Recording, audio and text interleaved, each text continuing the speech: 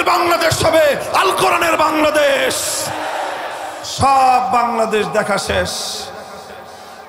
সোনার বাংলাদেশ দেখেছি, এরপরে আমরা নতুন বাংলাদেশ দেখেছি, এরপরে সবুজ বাংলাদেশ দেখেছি, এরপরে আপায় আমাদেরকে ডিজিটাল বাংলাদেশ দেখাইছেন, সর্বশেষ স্মার্ট বাংলাদেশও দেখানো শেষ। রং বেরঙের অনেক বাংলাদেশ দেখা হয়েছে, মানুষের মুসলমানদের প্রকৃত অধিকার আদায় হয় নাই। আমি বলি মানচিত্র স্বাধীন হয়েছে, পতাকা স্বাধীন হয়েছে, জাতি আজও স্বাধীন হয় নাই। এই স্বাধীন মানচিত্রে স্বাধীন পতাকা হাতে নিয়ে একদল স্বাধীন চেতা আত্মসত্তা আত্মমর্যাদায় উদ্বুদ্ধ একটা মুসলিম জাতি গঠন করতে হবে। এটার জন্য এই বাংলার মাটিকে স্বাধীন করা হয়েছিল, মুক্ত করা হয়েছিল, আজাদ করা হয়েছিল।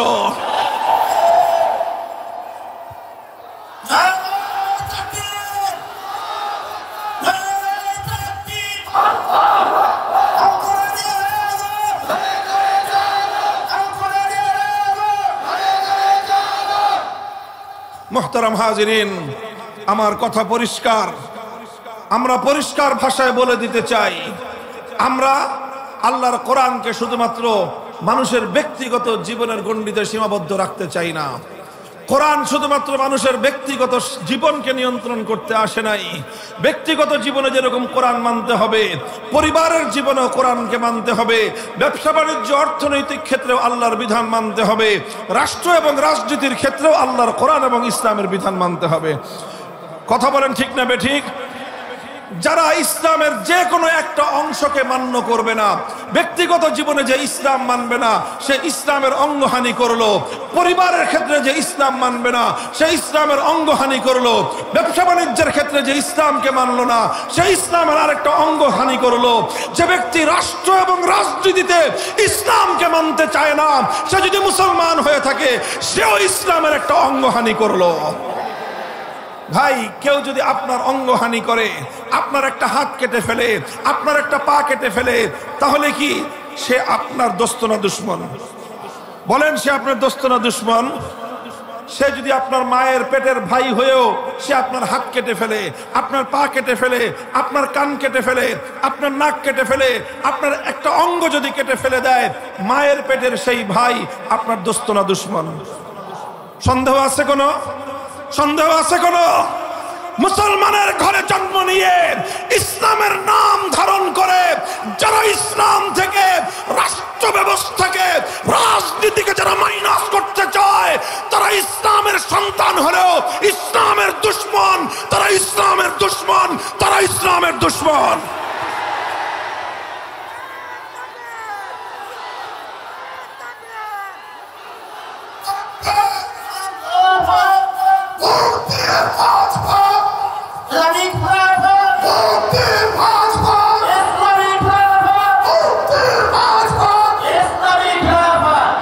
মুহতারাম হাজিরিন, আমার আলোচনা শেষ। আমি আপনাদেরকে এই পয়গাম দিয়ে গেলাম, ইনশাআল্লাহ বাংলাদেশে ইসলামী বিপ্লবের সুবহে জাদিদ দেখা দিয়েছে। এখনো সূর্য উঠে নাই, সূর্য উঠার ঘন্টাখানিক আগে সুবহে সাদেক হয়। তখন দুনিয়ার মানুষ বুঝতে পারে যে সুবহে সাদেকের আলো দেখা যাচ্ছে, কিছুক্ষণ পরে সূর্যের উদয় হবে। 5ই আগস্টের দুপুর বেলায় যখন টেকনাফ থেকে তেঁতুলিয়ায় মুসলিম জনপদের সকল মূর্তিগুলোকে এই জনগণ বিপ্লবীরা যখন ভেঙ্গে চুরমার করে দিয়েছে, সেদিন বোঝা গিয়েছে আগামীর বাংলাদেশ হবে ইসলামের বাংলাদেশ। এর পরবর্তী আরেকটা বিপ্লব আসবে, এই ফ্যাসিবাদ বিরোধী বিপ্লবে 2000 দামাল ছেলে বুকের রক্ত দিয়ে ফ্যাসিবাদী ভিনদেশী বিদেশি শক্তির কৃততা শিখে যেভাবে বিতাড়িত করেছে, এর পরের বিপ্লব হবে আল্লাহর জমিনে আল কোরআনের রাজ কায়েম করবার জন্য। সেই বিপ্লবের জন্য 2000 নয়, প্রয়োজনে 2 লক্ষ দামাল সন্তান মাথায় কাপড়ের কাপড় পরে শহীদের ঈদগাহে যেতে হবে। কারা কারা জবাব হাত তুলে খোদাকে দেখাও। আমি কোরআনে কারীমের সূরাতুল হজ্জের 41 নম্বর আয়াত আপনাদের সম্মুখে তেলাওয়াত করেছি। এই আয়াতটির মধ্যে আল্লাহ পাক রব্বুল আলামিন মুসলমানদের অত্যন্ত গুরুত্বপূর্ণ একটা পরিচয় তুলে ধরেছেন, যে যদি ইমানদার এবং মুসলমান যারা তারা যদি রাষ্ট্র ক্ষমতা পায়, তাহলে তারা কি করবে? যদি তারা কি পায়, ইম্মাক্কান্নাহুম ফিল আরদ, তারা যদি ক্ষমতায় যেতে পারে, রাষ্ট্র ক্ষমতা পায় ইমানদাররা, মুসলমানরা, তাহলে সেই সকল মুসলমানদের কাজ কি হবে? আল্লাহ পাক রব্বুল আলামিন এখানে 4টি কাজের কথা উল্লেখ করেছেন। কয়টা কাজ? 4টি কাজের কথা উল্লেখ করেছেন। যদি ইমানদাররা ক্ষমতায় যেতে পারে তাহলে 4 কাজ করবে। 1 নম্বর কাজ করবে তারা আকামুস সালাত, তারা দেশের মধ্যে মুসলিম নাগরিকদের মধ্যে নামাজ কায়েম করবে। 2 নম্বর কাজ হলো ওয়া আতাউজ যাকাত, তারা মুসলমানদের মধ্যে যাকাত ব্যবস্থা প্রতিষ্ঠা করবে। 3 নম্বর কাজ হলো তাদের ওয়া আমারু বিল মারুফ, যে তারা মানুষকে সৎ কাজের আদেশ দিবে, তারা সৎ কাজের আদেশ দিবে। 4 নম্বর কাজ হলো তাদের ওয়া নাহাউ আনিল মুনকার, তারা যাবতীয় অন্যায় এবং শরীয়ত গর্হিত কাজসমূহ এগুলোকে তারা বাধা দিবে, মানুষকে নিষেধ করবে এই কাজগুলো করতে। তাহলে মুসলমানরা যদি ক্ষমতা পায় তাহলে তাদের সম্পর্কে আল্লাহ পাক রব্বুল আলামিন বললেন যে ক্ষমতায় গিয়ে তারা এই 4টা কাজ করবে। এটা হলো মৌলিক কাজ। অন্যান্য কাজ তো করবেই, জনগণের সেবা করবে, ব্রিজ, কালভার্ট, রাস্তাঘাট নির্মাণ করবে, মানুষের অর্থনৈতিক উন্নয়নের ক্ষেত্রে ভূমিকা রাখবে, মানুষের নিরাপত্তা বিধান করবে, জনগণের জান মাল ইজ্জত আবরুর নিরাপত্তা প্রতিষ্ঠা করবে, এই সব কিছু করবে। তবে সবার আগে তারা সমাজে নামাজ কায়েম করবে, তারপরে তারা যাকাত ব্যবস্থা বাস্তবায়ন করবে। এটা হলো যদি মুসলমানদেরকে আল্লাহ পাক রাষ্ট্র ক্ষমতা দান করেন। আল্লাহ পাক সর্বপ্রথম নামাজের কথা এই জন্যই বলেছেন। আমরা জানি যে নামাজের একটা বৈশিষ্ট্য আছে। নামাজের বৈশিষ্ট্য হলো যে নামাজ ইসলামের অন্যতম একটা বুনিয়াদ। ইসলামের খুঁটি কয়টা? বুনিয়াল ইসলাম আলা খামসিন, ইসলামের খুঁটি হলো 5টা। তার মধ্যে অন্যতম গুরুত্বপূর্ণ একটা খুঁটি হলো নামাজ। এই নামাজ যদি কায়েম করা যায়, প্রত্যেক ব্যক্তির জীবনে কল্যাণ আসবে, মানুষ আখিরাতে নাজাত পাবে, জান্নাত পাবে, জাহান্নাম থেকে মুক্তি পাবে নামাজের মাধ্যমে। এটা হলো পরকালীন মুক্তি, পরকালীন সফলতা, পরকালীন কল্যাণ। ঠিক তদ্রূপ নামাজের মাধ্যমে দুনিয়াতেও মানুষের কল্যাণ হয়। ইন্নাস সালাতা তানহা আনিল ফাহশাই ওয়াল মুনকারি ওয়া লাযিকরুল্লাহি আকবার ওয়াল্লাহু ইয়ালামু মা তাসমাউন। নামাজ মানুষকে অন্যায় এবং অশ্লীল কাজ থেকে বিরত রাখে। কাজেই যখন রাষ্ট্রের মধ্যে সরকার নামাজ কায়েম করবে, তখন সরকারের সকল মন্ত্রীরা তারা নামাজ পড়বে, সরকারের সকল দায়িত্বশীলরা নামাজি হয়ে যাবে, সরকারের সকল আমলা, যত রাষ্ট্রীয় দায়িত্বশীল তারা সকলেই নামাজি হয়ে যাবে, জনগণ মুসলমানরা সব নামাজি হয়ে যাবে, ঠিকাদাররা নামাজি হয়ে যাবে, কন্ট্রাক্টররা নামাজি হয়ে যাবে। তখন গোটা সমাজ ব্যবস্থার মধ্যে মানুষের মধ্যে অন্যায় এবং অশ্লীলতার মাত্রা কমে আসবে, হার কমে আসবে। তখন আর দেখা যাবে যে ইনশাআল্লাহ ব্রিজ নির্মাণ করার সময় রডের বদলে বাঁশের ব্যবহার হবে না। তখন আর জনগণের টাকা চুরি করে বিদেশে বেগমপাড়া করবে না। তখন এমনিতেই মানুষের উন্নতি আর অনেক বেশি হবে। যদি শুধুমাত্র আমার বাংলাদেশে দুর্নীতি বন্ধ করা যেত, দুর্নীতিটা যদি বন্ধ করা যেত, তাহলে আমার বাংলাদেশের, আমার এই গরিব দেশের মানুষের যে নিজেদের উপার্জন, এই অর্থ দিয়ে এই উন্নতির চেয়ে, এই উন্নয়নের চেয়ে আরো 10 গুণ বেশি উন্নয়ন প্রতি বছর করা যেত। দেখেন, দুর্নীতিটা শুধুমাত্র যে কয়েকজন মন্ত্রী এমপি করে, ব্যাপারটা শুধু এরকম না। আমরা যে একটা ব্যবস্থার মধ্য দিয়ে অতিক্রান্ত হচ্ছি, আমাদের সমাজটা, এর মধ্যে যে রাজনৈতিক ব্যবস্থা চলছে আমাদের সমাজে এখন, এই রাজনৈতিক ব্যবস্থাটাই এরকম যে পশ্চিমা বা এই দুনিয়ার ভোগবাদী রাজনীতি, পুঁজিবাদী রাজনীতি, এই রাজনীতিটাই হলো সমাজে এবং দেশের মানে মানুষের ঈমান এবং আমল এবং দুনিয়া আখিরাত উভয়টা ধ্বংসের জন্য সবচেয়ে বড় হাতিয়ার। আমি আবার লক্ষ্য করে কথাটা শুনেন আমার, আমি লম্বা কথা বলবো না। আর আপনারা তো জানেন আমার ওয়াজ, আমাকে দাওয়াত দিয়েছেন, আমার ওয়াজ শোনার জন্য রাত 12টা পর্যন্ত বসে আছেন। আমি কি ওয়াজ করি তা তো কিছুটা জানেনি। আমার আলোচনার মূল বিষয় থাকে সব জায়গায়, সেটা হলো আমি রাষ্ট্র এবং রাজনীতিতে ইসলাম বিরোধী যেই কাজগুলো হয় আমি সেটার বিরুদ্ধে কথা বলি। কারণ অন্যান্য ওয়াজ করার মানুষের অভাব নাই, কিন্তু রাজনীতিতে মানুষের যে অন্যায়গুলি হয়, রাষ্ট্র ব্যবস্থায় কোরআন সুন্নাহ বিরোধী, ইসলাম বিরোধী, মানবতা বিরোধী যেই কার্যকলাপগুলো চলার কারণে মুসলিম জাতি হিসেবে আমাদের আজকে উন্নতি হচ্ছে না, সেই কথাগুলি আমরা কেউ বলি না। তো এই জন্য এই কথাগুলি আমি বিশেষভাবে বলি। আমি বলতেছি যে এই যে প্রচলিত যে রাজনৈতিক ব্যবস্থার অধীনে আমরা পরিচালিত হচ্ছি, এই রাজনৈতিক ব্যবস্থাটাই আমাদের দুনিয়া এবং আখিরাতের জন্য সবচেয়ে ভয়ঙ্কর ধ্বংসাত্মক বিষয়।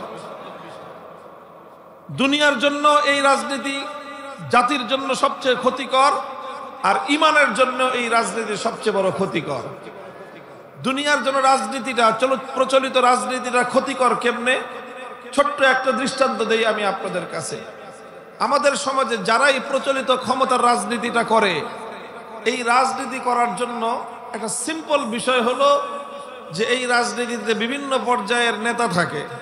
কেন্দ্রীয় নেতা, জেলা পর্যায়ের নেতা, থানা পর্যায়ের নেতা, তারপরে তার নিচে উপনেতা, উপনেতার নিচে হলো পাতি নেতা, নানা পর্যায়ের নেতা থাকে না বলেন।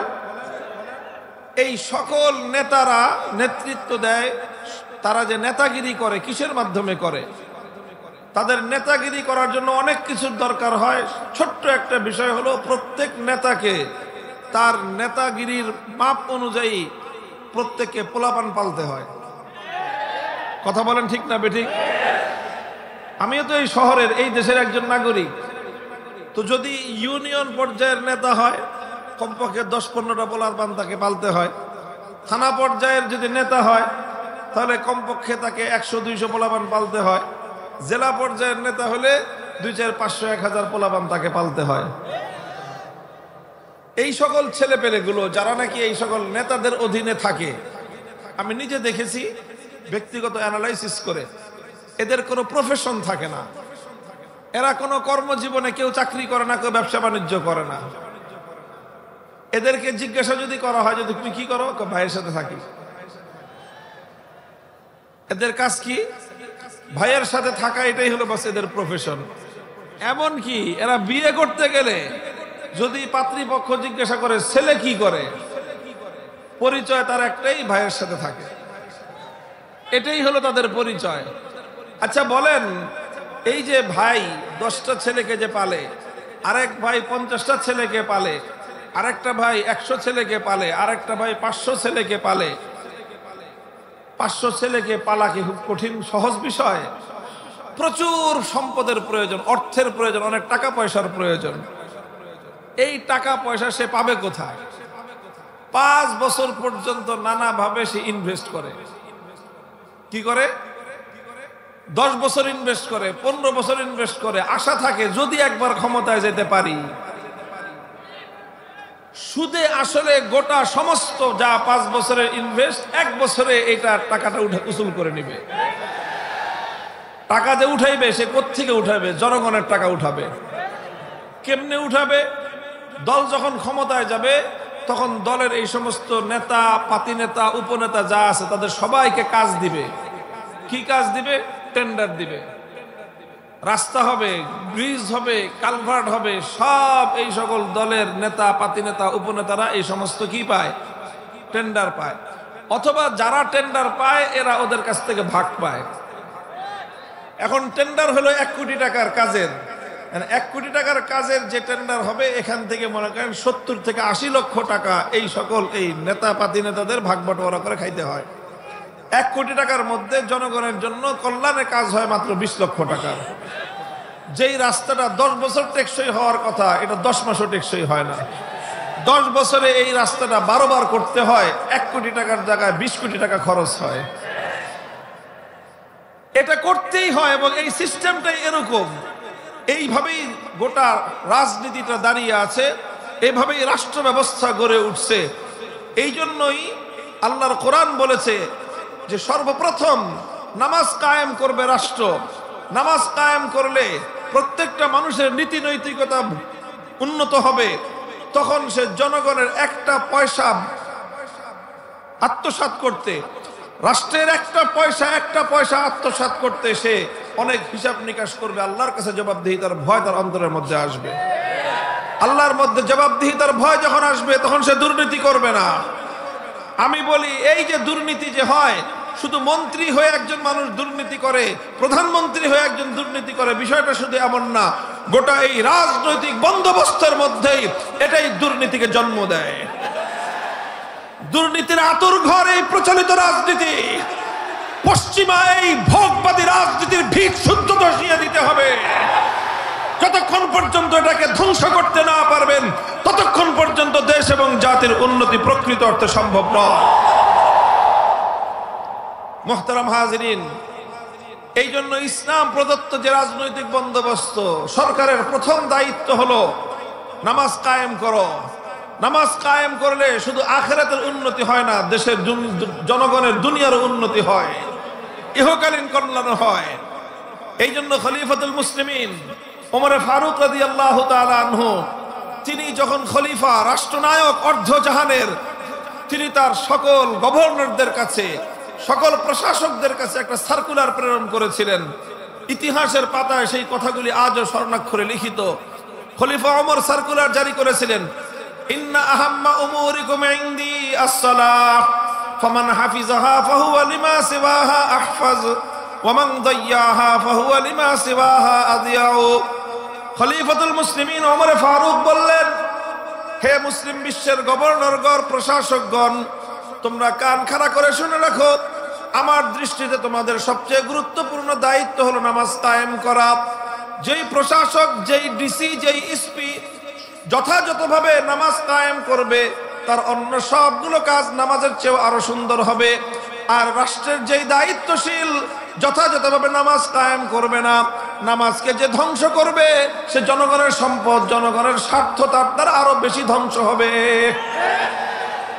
এভাবেই তিনি রাষ্ট্র শাসন করেছিলেন বলেই তিনি বলতে পারতেন, ফোরাতের তীরে যদি একটি গাধা পথ চলতে গিয়ে হোঁচট খায়, লাখিফতু আইয়াসআলানি আল্লাহু আনহা লিমা লাম উসাব্বিলহা আত-তারিক, আমার ভয় হয় আল্লাহর কাছে আমাকে জবাব দিতে হবে যে আমি প্রধানমন্ত্রীর বাড়ির সামনের রাস্তাটা মসৃণ করলাম, একটা গাধা যে রাস্তা দিয়ে চলবে সেই রাস্তাটা আমি কেন ঠিক করতে পারলাম না। আল্লাহর কাছে আমাকে সেজন্য জবাবদিহিতা করতে হবে। মুহতারাম হাজিরিন, এই জন্য বললাম, যদি ইমানদারদেরকে আল্লাহ পাক রাষ্ট্র ক্ষমতা দেন, প্রথম কাজ তারা করবেন নামাজ কায়েম করবেন। আর এই নামাজ কায়েম করবার সুফল রাষ্ট্রের প্রত্যেকটা নাগরিক ভোগ করবে। 2 নম্বর কাজ করবেন, ওয়া আতাউজ যাকাত, যাকাত ব্যবস্থা বাস্তবায়ন করবেন। যাকাত ব্যবস্থার মূল কথাই হলো তুখাযু মিন আগনিয়াইহিম ওয়া তুরাদ্দু আলা ফুকারাইহিম। যেই সমাজে আল্লাহ পাক রব্বুল আলামিন সম্পদ দান করেছেন ধনীদেরকে, সেই ধনীদের কাছ থেকে একটা অংশ গ্রহণ করে, একটা অংশ উসুল করে ওই সমাজের দরিদ্রদের মধ্যে বন্টন করা হবে। আল্লাহর কসম খেয়ে বলতে পারি, কোন জাতির মধ্যে, কোন সমাজের মধ্যে যদি যাকাত ব্যবস্থা পরিপূর্ণভাবে প্রতিষ্ঠিত হতে পারে, সেই সমাজে কোশ্চিনকালেও দারিদ্র থাকতে পারে না। নামাজ এবং যাকাতের মাধ্যমে রাষ্ট্র এবং জনগণের অর্থনৈতিক উন্নতি হবে, সব ধরনের জাগতিক উন্নয়ন সাধন হবে, দারিদ্র বিমোচন হবে। তখন জাতি এবং দেশ এমনি ভাবে অনেক উন্নতি হয়ে যাবে। মুহতারাম হাজিরিন, কথা বেশি লম্বা না, এটা একটা কথা বললাম। আমি যেই কথাটা আলোচনা করার জন্য কোরআনে কারীমের সূরাতুল হজ্জের এই 41 নম্বর আয়াতটা তেলাওয়াত করেছি, সেই আয়াত থেকে আমি অন্য একটা জিনিস আপনাদেরকে বোঝাবো, লক্ষ্য করে বুঝবেন। এই যে আয়াতে আল্লাহ বললেন যে ইমানদাররা রাষ্ট্র ক্ষমতা পেলে নামাজ কায়েম করবে, নামাজ ইসলামের একটা গুরুত্বপূর্ণ বিধান কিনা বলেন তো আপনারা? নামাজ ইমানের পরে সবচেয়ে গুরুত্বপূর্ণ বিধান কিনা বলেন? নামাজ হলো ঈমানের পরে সবচেয়ে গুরুত্বপূর্ণ বিধান, তারপরেরই গুরুত্বপূর্ণ বিধান হলো যাকাত। কথা বলেন ঠিক কিনা? তাহলে নামাজ এবং যাকাত কায়েম করা যদি হয় রাষ্ট্রের কাজ, যে যারা ইমানদাররা ক্ষমতা পেলে সরকার এই কাজগুলো করবে, তাহলে এবার আপনারা বলেন কোরআনের এই আয়াতের দ্বারা, সূরাতুল হজ্জের 41 নম্বর আয়াতের দ্বারা এটা প্রমাণ হলো কি হলো না যে রাষ্ট্রের সাথে ইসলামের সম্পর্ক আছে না নাই? রাষ্ট্রের সাথে ইসলামের সম্পর্ক আছে না নাই? আল্লাহর কোরআন দ্ব্যর্থহীন ভাষায় বলেছে ইমানদাররা ক্ষমতা পেলে, ইমানদাররা রাষ্ট্র ক্ষমতায় গেলে শুধুমাত্র ব্রিজ আর রাস্তা নির্মাণ করবে না, সর্বপ্রথম তারা ইসলামের সেবা করবে, নামাজ এবং যাকাত বাস্তবায়ন করবে। এর দ্বারা বোঝা গেল যে আল কোরআনের রাজনৈতিক দর্শন অনুযায়ী রাষ্ট্রের সঙ্গে ধর্মের সম্পর্ক, ইসলামের সম্পর্ক অবিচ্ছিন্ন। কোশ্চিনকালেও ইসলাম থেকে রাষ্ট্রকে, রাষ্ট্র থেকে ইসলামকে বিচ্ছিন্ন করা যায় না। যেহেতু যায় না, এজন্যই আমরা বলি যারা কোরআনকে বিশ্বাস করে, যারা ইসলামকে বিশ্বাস করে, যারা নিজেদেরকে সত্যিকার মুসলমান বলে পরিচয় দিবে, তারা কোশ্চিনকালেও আর কিছু হলেও ধর্মনিরপেক্ষ মতবাদের অনুসারী হতে পারে না।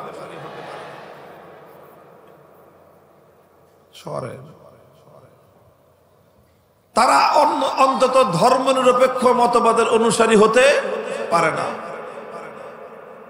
ধর্মনিরপেক্ষ মতবাদটা এমন একটা রাজনৈতিক মতবাদ যে একজন হিন্দু সে ধর্মনিরপেক্ষ হতে পারে, একজন বৌদ্ধ ধর্মনিরপেক্ষ হতে পারে, একজন খ্রিস্টান ধর্মনিরপেক্ষ মতবাদের অনুসারী হতে পারে, কিন্তু একজন মুসলমান কোনোদিন ধর্মনিরপেক্ষ মতবাদকে মনে প্রাণে গ্রহণ করতে পারে না। প্রশ্ন করতে পারেন যে হিন্দু বৌদ্ধ খ্রিস্টান পারলে মুসলমান কেন ধর্মনিরপেক্ষ হতে পারবে না? হিন্দু বৌদ্ধরা যদি সেকুলার হতে পারে, মুসলমান কেন সেকুলার হতে পারবে না? মুসলমান কেন ধর্মনিরপেক্ষ মতবাদ অনুসরণ করতে পারবে না? এটা যদি কেউ প্রশ্ন করেন, তাহলে সেই প্রশ্নের জবাব বুঝেন যে দেখেন ধর্মনিরপেক্ষ মতবাদ, সেকুলারিজম, এটা কি জিনিস এটা সংক্ষেপে একটু বুঝেন। এক কথা আমি বলি 1 মিনিটে। সেকুলারিজমের অনেক লম্বা চওড়া ব্যাখ্যা আছে, তবে সব কথার শেষ কথা হলো সেকুলারিজম অথবা ধর্মনিরপেক্ষ মতবাদের মূল কথা হলো যে এটা এমন একটা মতবাদকে বলা হয় যেই মতবাদের মূল কথা হলো রাষ্ট্রের সাথে ধর্মের কোনো সম্পর্ক থাকতে পারবে না। রাষ্ট্রের সাথে কোনো ধর্মের সম্পর্কই থাকতে পারবে না।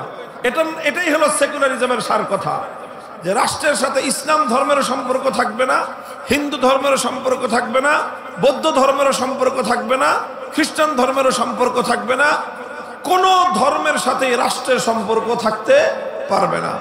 ধর্ম হলো যার যার ব্যক্তিগত বিষয়। ধর্ম কি? এটা হলো সেকুলারিজমের কথা বলতেছি। ধর্ম যার যার ব্যক্তিগত বিষয়, প্রত্যেক ব্যক্তি যার যার ব্যক্তিগতভাবে ধর্ম পালন করবে, রাষ্ট্রের সাথে ধর্মের কোনো সম্পর্ক থাকতে পারবে না। এটাই হলো ধর্মনিরপেক্ষ মতবাদের মূল কথা।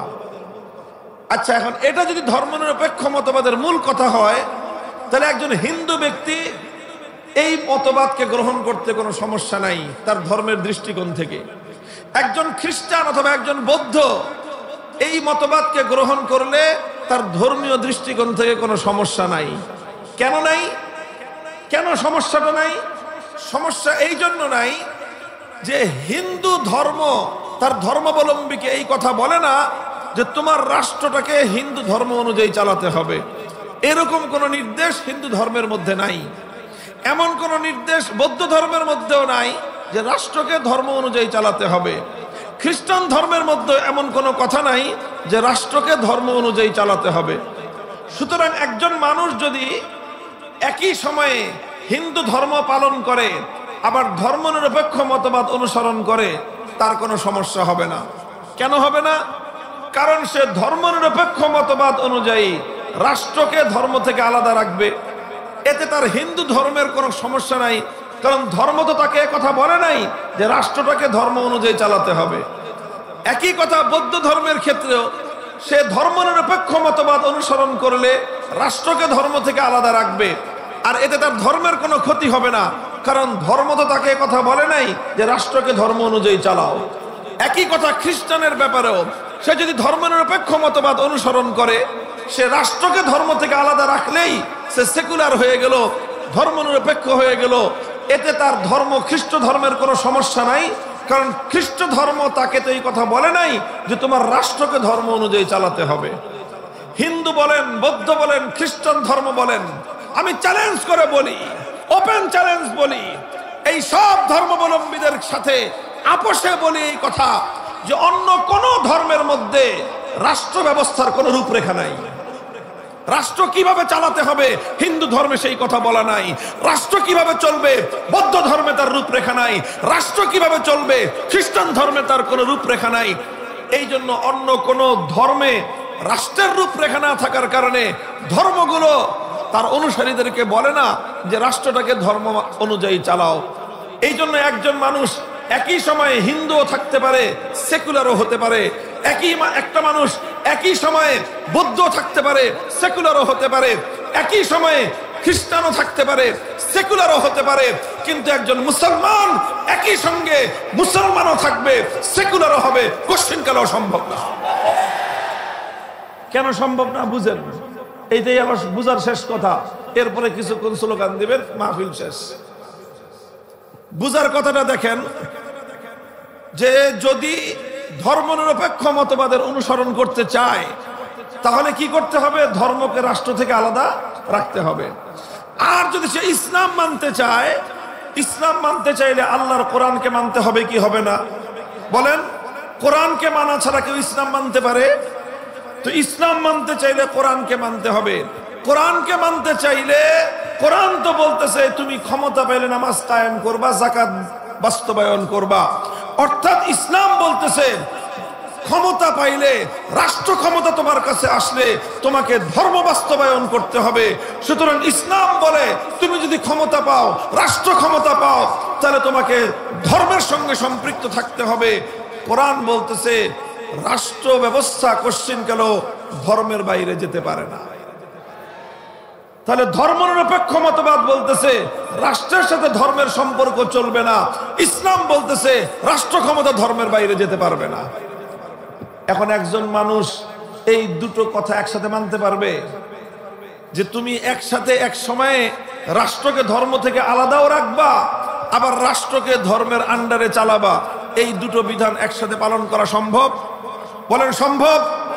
কি করতে হবে? যে কোনো একটাকে মানতে হবে আর একটাকে ছাড়তে হবে। যদি সে বলে যে আমি ধর্মনিরপেক্ষ মতবাদ মানবো, তাকে ইসলাম ছাড়তে হবে। আর যদি বলে আমি ইসলাম মানবো, তাকে ধর্মনিরপেক্ষ মতবাদ ছাড়তে হবে। ইসলাম যদি মানে তার রাষ্ট্রকে ধর্ম অনুযায়ী চালাতে হবে। ধর্মনিরপেক্ষ মতবাদ যদি মানে তাহলে রাষ্ট্রকে ধর্ম থেকে আলাদা করতে হবে। এই দুই নৌকা দুই দিকে চলে গেছে। এই দুই নৌকায় কোনোদিন কোনো মানুষ একসঙ্গে দুই পা রাখতে পারে না। মুহতারাম হাজিরিন, এই জন্য বলি পরিষ্কার, হিন্দু বৌদ্ধ খ্রিস্টান সহ পৃথিবীর অন্যান্য সকল ধর্মাবলম্বীরা চাইলে সেকুলার হতে পারে, ধর্মনিরপেক্ষ মতবাদ অনুসরণ করতে পারে, কিন্তু ইসলাম একটা কমপ্লিট কোড অফ লাইফ, মানুষের পূর্ণাঙ্গ জীবন ব্যবস্থা হওয়ার কারণে একজন মানুষ কোশ্চিনকালেও ইসলাম অনুসরণ করলে ধর্মনিরপেক্ষ মতবাদ অনুসরণ করতে পারে না। এখন কেউ প্রশ্ন করতে পারেন, হুজুর আপনি বলতেছেন পারে না, অথচ আওয়ামী লীগ তো পারছে। আওয়ামী লীগের নামটা এই জন্য বললাম যে দেখেন রাজনীতির, আমি মাহফিলের মঞ্চে কোন দলের বিরুদ্ধেও বলি না, কোন দলের পক্ষেও বলি না। আমি রাজনীতির কথা বলি, কিন্তু দলীয় রাজনীতির কথা বলি না। এটা খুব ভালো করে বুঝে রাখেন। ওলামায়ে কেরাম যারা আছেন, যারা আমাকে অনুসরণ করার চেষ্টা করেন বা ফলো করেন, তারা খেয়াল রাখবেন, রাজনীতির কথা বলি কিন্তু কি বলি না? দলীয় রাজনীতির কথা, কোন দলের বিরুদ্ধেও বলি না। হ্যাঁ, তখনই বলি যখন কোন দলের কোন সুনির্দিষ্ট বিষয় সরাসরি ইসলামের বিরুদ্ধে যায়, তখন তাকে ছাইরাও কথা বলি না। আমি আওয়ামী লীগের নামটা কেন বললাম? কারণ বাংলাদেশে ঘোষণা দিয়ে সর্বপ্রথম এই ধর্মনিরপেক্ষ মতবাদ নামক কুফরি মতবাদ বাংলাদেশে আমদানি করেছে, মার্কেটিং করেছে, প্রতিষ্ঠিত করেছে আওয়ামী লীগ। এই জন্য তাদের নামটা বললাম। আর যেইভাবে বিএনপির রাজনীতি চলতেছে, বিএনপির এক শ্রেণীর নেতারা যা শুরু করছে, আগামী দিনে মনে হচ্ছে তারাও এই রাজনৈতিক দর্শনের ক্ষেত্রে তাদের প্রতিষ্ঠাতা এবং তাদের পূর্বসূরীদের যে আদর্শ, সে আদর্শ ছেড়ে দিয়ে তারাও সেদিকে ধাবিত হচ্ছে। আমাদের পরামর্শ হলো এই অপকর্ম আপনারা শুরু করেন না। এই অপকর্ম যদি শুরু করেন আমাদের মুখ বন্ধ থাকবে না। পরিষ্কার কথা। প্রশ্ন ছিল যে হুজুর আপনি বলতেছেন একই সঙ্গে একজন মানুষ মুসলমান ইসলাম এবং ধর্মনিরপেক্ষ মতবাদ একই সঙ্গে পালন করতে পারে না। ধর্মনিরপেক্ষ মতবাদ মানলে ইসলাম ছাড়তে হয়, ইসলাম মানলে ধর্মনিরপেক্ষ মতবাদ ছাড়তে হয়। আপনি বলতেছেন পারা যায় না, অথচ আওয়ামী লীগ তো পারছে। আওয়ামী লীগ পারছে না। আসলে আওয়ামী লীগ যেটা করেছে সেটা হলো একটা গোজামিল করেছে। কি করেছে? গোজামিল। শুধু আওয়ামী লীগের নামটা বললাম, আসলে শুধু আওয়ামী লীগ না, যারাই মুসলমান হয়ে ধর্মনিরপেক্ষ মতবাদের অনুসারী, যারাই মুসলমান হয়ে সেকুলার, তাদের প্রত্যেকের আদর্শের মধ্যেই গোজামিল রয়েছে। গোজামিলটা কি? তাদের ব্যাপারে দুইটা মন্তব্যের যে কোনো একটা মন্তব্য হয় বলতে হবে তারা ধর্মনিরপেক্ষ মতবাদ বুঝে শুনে করেছে। যদি ধর্মনিরপেক্ষ মতবাদ বুঝে শুনে কোনো মানুষ, কোনো মুসলমান গ্রহণ করে থাকে, অনুসরণ করে থাকে, মনে প্রাণে ধর্মনিরপেক্ষ মতবাদকে যদি কেউ বিশ্বাস করে থাকে, দায়িত্বহীন ভাষায় তার ব্যাপারে ওপেন চ্যালেঞ্জ দিয়ে ঘোষণা করলাম, সে কাট্টা বেঈমান এবং কাফের। তবে আমাদের দেশের অধিকাংশ যারা রাজনীতি করে, আওয়ামী লীগ বলেন, বিএনপি বলেন, যারাই ধর্মনিরপেক্ষ মতবাদের রাজনীতি করে, এরা না বুঝে শুনে করে। না বুঝে করার কারণে তো যারা একটা আদর্শের অনুসরণ করে না বুঝে না শুনে, এদের সম্পর্কে সবচেয়ে হালকা যেই কথাটা বলা যায় সেই কথাটা হলো এরা গণ্ড মূর্খের দল। না বুঝে একটা মতবাদের অনুসরণ করে কোন শিক্ষিত মানুষ এই কাজ করতে পারে না। কোন বুঝবান মানুষ একটা মতবাদকে না বুঝে গ্রহণ করতে পারে না। কথা বলেন ঠিক না বেঠিক? তাহলে যারা মুসলমান হয়ে ধর্মনিরপেক্ষ মতবাদ অনুসরণ করে, যদি বুঝে শুনে গ্রহণ করে তাহলে কাট্টা বেঈমান, না বুঝে গ্রহণ করে থাকলে গণ্ড মূর্খের দল। এখন আপনারাই সিদ্ধান্ত নেন, যারা মুসলমানের ঘরে জন্ম নিয়ে মুসলমানের পরিচয় দিয়ে ধর্মনিরপেক্ষ মতবাদের রাজনীতি করেন, আপনি বেঈমান থাকবেন না গণ্ড মূর্খের দলে নাম লেখাবেন? That is your own right.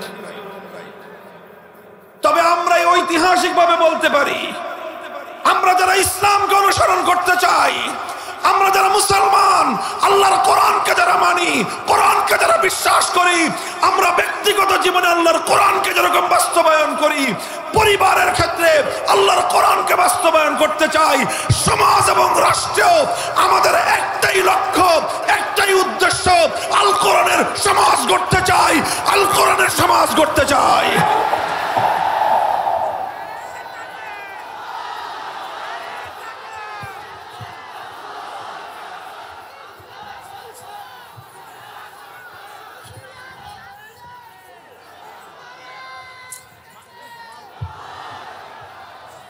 মুহতারাম হাজিরিন, সুতরাং কথা হলো এই কথাটা। সুতরাং ধর্মীয় দৃষ্টিকোণ থেকে কোন মুসলমান কোনদিন ধর্মনিরপেক্ষ মতবাদের অনুসারী হতে পারে না। কেন পারে না? আবার বলছি, ধর্মনিরপেক্ষ মতবাদ বলবে রাষ্ট্রকে ধর্ম থেকে আলাদা করো, ইসলাম বলবে রাষ্ট্রকে ধর্মের আন্ডারে আনো। তুমি যে কোনো একটাকে মানতে পারবা, দুটোকে একসঙ্গে মানা সম্ভব নয়। ঐতিহাসিক ভাবেও বাংলাদেশে ধর্মনিরপেক্ষ মতবাদ চলতে পারে না। বলবেন কেন পারে না? 190 বছর পর্যন্ত ব্রিটিশের বিরুদ্ধে সংগ্রাম করে, লড়াই করে, আজাদির সংগ্রাম করে, স্বাধীনতার যুদ্ধ করে এই উপমহাদেশকে স্বাধীন করা হয়েছিল। যখন স্বাধীনতা অর্জিত হয়, ব্রিটিশরা যখন এই দেশ থেকে বিতাড়িত হয় 1947 সালে, তখন হিন্দু এবং মুসলমানদের মধ্যে মতবিরোধ দেখা দিয়েছিল, দেশটা চলবে কিভাবে। হিন্দুরা বলেছিল ধর্মনিরপেক্ষ মতবাদ অনুযায়ী চলবে, কারণ ধর্মনিরপেক্ষ মতবাদ ছাড়া হিন্দুদের কাছে ভিন্ন কোন রাজনৈতিক মতবাদ নাই। কিন্তু অধিকাংশ মুসলমানরা বলেছিল বালাকোটের রণাঙ্গনে রক্ত দিয়েছি ধর্মনিরপেক্ষ মতবাদের জন্য নয়। 1857 সালে শামেলির যুদ্ধে জীবন দিয়েছেন আমাদের পূর্বপুরুষরা, ধর্মনিরপেক্ষ মতবাদের জন্য নয়। শহীদ তিতুমির বাঁশের কিল্লা গড়ে শাহাদাতের রক্ত দিয়েছেন ধর্মনিরপেক্ষ মতবাদের জন্য নয়। ফকির মজনু শাহ জঙ্গলে জঙ্গলে ঘুরে ফিরেছেন ধর্মনিরপেক্ষ নিরপেক্ষ মতবাদের জন্য নয়। হাজী শরীয়তুল্লাহরা লড়াই করেছেন ধর্মনিরপেক্ষ মতবাদের জন্য নয়। আলেম সমাজ ফাঁসি কাষ্টে ঝুলেছেন ধর্মনিরপেক্ষ মতবাদের জন্য নয়। আলেমদের সন্তানরা ইতিম হয়েছে ধর্মনিরপেক্ষ মতবাদের জন্য নয়। তাদের স্ত্রীরা বিধবা হয়েছে ধর্মনিরপেক্ষ মতবাদের জন্য নয়। সমস্ত রক্ত দিয়েছে, জীবন দিয়েছে, কোরবানি করেছে শুধু একটাই উদ্দেশ্যে, আল্লাহর জমিনে আল্লাহর কোরআনের হুকুমত কায়েমের জন্য। সুতরাং মুসলমানরা বলল যে না, আমরা যেই রাষ্ট্র গঠন করব, মুসলমানদের জন্য যেই ভূখণ্ড হবে, সেই ভূখণ্ড চলবে আল্লাহর কোরআনের হুকুমত। সেখানে আইন চলবে কার? সংবিধান হবে আল কোরআনের। শেষ পর্যন্ত দেশটা দুই ভাগ হলো। এক ভাগ পাইলো যেখানে হিন্দু মেজরিটি, আরেক ভাগ হলো যেখানে মুসলিম মেজরিটি। হিন্দু মেজরিটিরা হয়ে গেল হিন্দুস্তান, মুসলিম মেজরিটি যেই সকল এলাকাগুলোতে ভাগাভাগি করে মুসলমানরা যেই এলাকা পেল, সেই এলাকাগুলোতে মুসলমানদের আলাদা রাষ্ট্র হলো। কথা ছিল হিন্দুরা চালাবে ধর্মনিরপেক্ষ মতবাদ অনুযায়ী, মুসলমানদের কথা ছিল, অঙ্গীকার ছিল, ওয়াদা করা হয়েছিল জাতির সাথে, আমরা যে রাষ্ট্র গঠন করব সেই রাষ্ট্রে নিজামে শরীয়ত চলবে, সেই রাষ্ট্রে ইসলামী হুকুমত চলবে, আল্লাহর আইন চলবে, কোরআনের সংবিধান চলবে। দুঃখজনকভাবে 1947 সাল থেকে 71 সাল পর্যন্ত 24 বছর পর্যন্ত পশ্চিম পাকিস্তানি স্বৈর শাসকরা জাতির সঙ্গে গাদ্দারি করেছে, ইসলামের সঙ্গে গাদ্দারি করেছে, আল্লাহর সঙ্গে গাদ্দারি করেছে। এজন্যই আল্লাহ পাক রব্বুল আলামিন 71 সালে সেই পাকিস্তান ভেঙে টুকরো করে দিয়েছেন। 71 সালের পর থেকে 2024 সাল পর্যন্ত আরো 53 বছর চলে গেল, কিন্তু ওই যে মুসলমানদের যে ভূখণ্ড অর্জিত হয়েছিল, কথা ছিল ওই ভূখণ্ডে ইসলাম কায়েম হবে, ওই ভূখণ্ডে কোরআনের রাজ কায়েম হবে, ওই ভূখণ্ডে ইসলামী হুকুমত চলবে। মুসলমানরা ব্রিটিশ শাসিত, ব্রিটিশ প্রবর্তিত শাসন দ্বারা তারা শাসিত হবে না। মুসলমানরা ব্রিটিশ প্রবর্তিত বিচার ব্যবস্থা দ্বারা শাসিত হবে না। মুসলমানরা ব্রিটিশ প্রবর্তিত শিক্ষা ব্যবস্থার দ্বারা শিক্ষিত হবে না। মুসলমানরা ব্রিটিশ প্রবর্তিত প্রশাসন ব্যবস্থার দ্বারা তারা শাসিত হবে না, বরং মুসলমানরা এমন একটা রাষ্ট্র ব্যবস্থা চেয়েছিল যেই রাষ্ট্র ব্যবস্থায় চলবে আল্লাহর কোরআনের আইন। দুর্ভাগ্যজনকভাবে 53 বছর পর্যন্ত মুসলমানরা তাদের সেই দাবিও পূরণ হয় নাই। 24 বছর আর 53 বছর 77 বছর পর্যন্ত মুসলমানদেরকে এই অধিকার হারা করা হয়েছে। ও মুসলমান, 2024-এর পর 2025 সালে বাংলাদেশে এক নতুন স্বাধীনতার সূর্যোদয় হয়েছে, বাংলাদেশে এক নতুন স্বাধীনতার অভ্যুদয় হয়েছে। এখন আমরা স্বপ্ন দেখছি, এখন আমরা শপথ করতেছি, এখন আমরা পণ করতেছি, আগামীর বাংলাদেশ হবে ইসলামের বাংলাদেশ, আগামীর বাংলাদেশ হবে আল কোরআনের বাংলাদেশ। সব বাংলাদেশ দেখা শেষ। সোনার বাংলাদেশ দেখেছি, এরপরে আমরা নতুন বাংলাদেশ দেখেছি, এরপরে সবুজ বাংলাদেশ দেখেছি, এরপরে আপায় আমাদেরকে ডিজিটাল বাংলাদেশ দেখাইছেন, সর্বশেষ স্মার্ট বাংলাদেশও দেখানো শেষ। রং বেরঙের অনেক বাংলাদেশ দেখা হয়েছে, মানুষের মুসলমানদের প্রকৃত অধিকার আদায় হয় নাই। আমি বলি মানচিত্র স্বাধীন হয়েছে, পতাকা স্বাধীন হয়েছে, জাতি আজও স্বাধীন হয় নাই। এই স্বাধীন মানচিত্রে স্বাধীন পতাকা হাতে নিয়ে একদল স্বাধীন চেতা আত্মসত্তা আত্মমর্যাদায় উদ্বুদ্ধ একটা মুসলিম জাতি গঠন করতে হবে। এটার জন্য এই বাংলার মাটিকে স্বাধীন করা হয়েছিল, মুক্ত করা হয়েছিল, আজাদ করা হয়েছিল।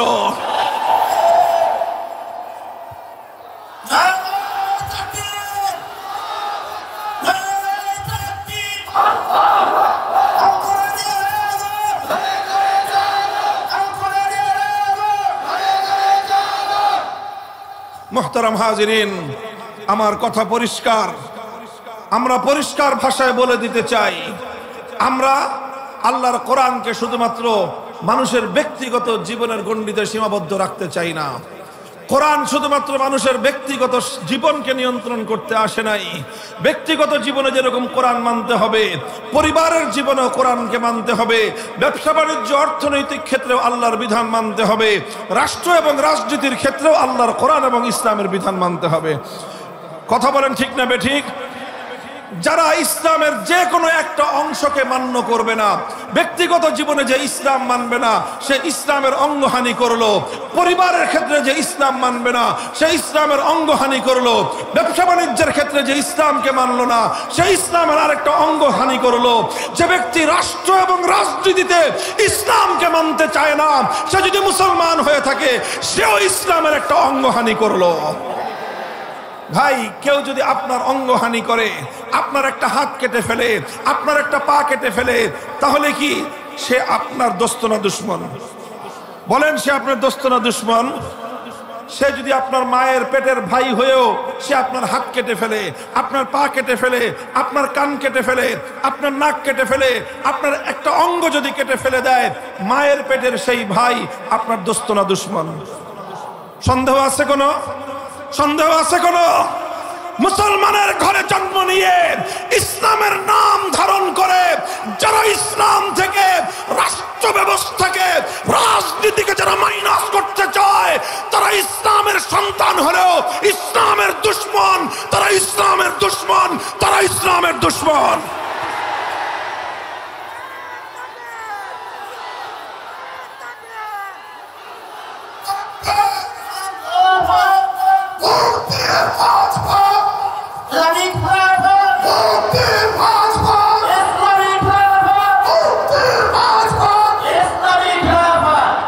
মুহতারাম হাজিরিন, আমার আলোচনা শেষ। আমি আপনাদেরকে এই পয়গাম দিয়ে গেলাম, ইনশাআল্লাহ বাংলাদেশে ইসলামী বিপ্লবের সুবহে জাদিদ দেখা দিয়েছে। এখনো সূর্য উঠে নাই, সূর্য উঠার ঘন্টাখানিক আগে সুবহে সাদেক হয়। তখন দুনিয়ার মানুষ বুঝতে পারে যে সুবহে সাদেকের আলো দেখা যাচ্ছে, কিছুক্ষণ পরে সূর্যের উদয় হবে। 5ই আগস্টের দুপুর বেলায় যখন টেকনাফ থেকে তেতুলিয়ায় মুসলিম জনপদের সকল মূর্তিগুলোকে এই জনগণ বিপ্লবীরা যখন ভেঙ্গে চুরমার করে দিয়েছে, সেদিন বোঝা গিয়েছে আগামীর বাংলাদেশ হবে ইসলামের বাংলাদেশ।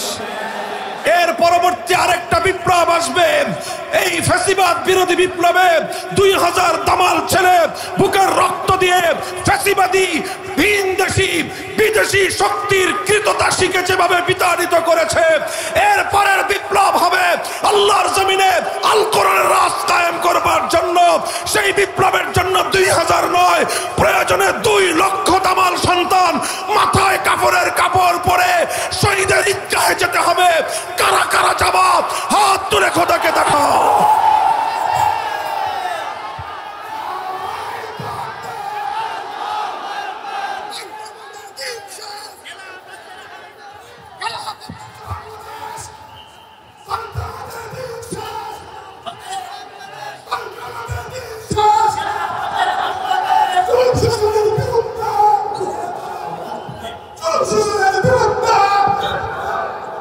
এই শুধু কথার কথা, এগুলোকে শুধু কথার কথা না, শপথ অঙ্গীকার। কার সাথে বলেন, কার সাথে? নাসরুম মিনাল্লাহি ওয়া ফাতহুন করিব। আল্লাহ পাক রব্বুল আলামিন আমাদের সকলকে এই অঙ্গীকার শপথ রক্ষা করার তৌফিক দান করেন। আখিরু দাওয়ানা আলহামদুলিল্লাহি রাব্বিল আলামিন।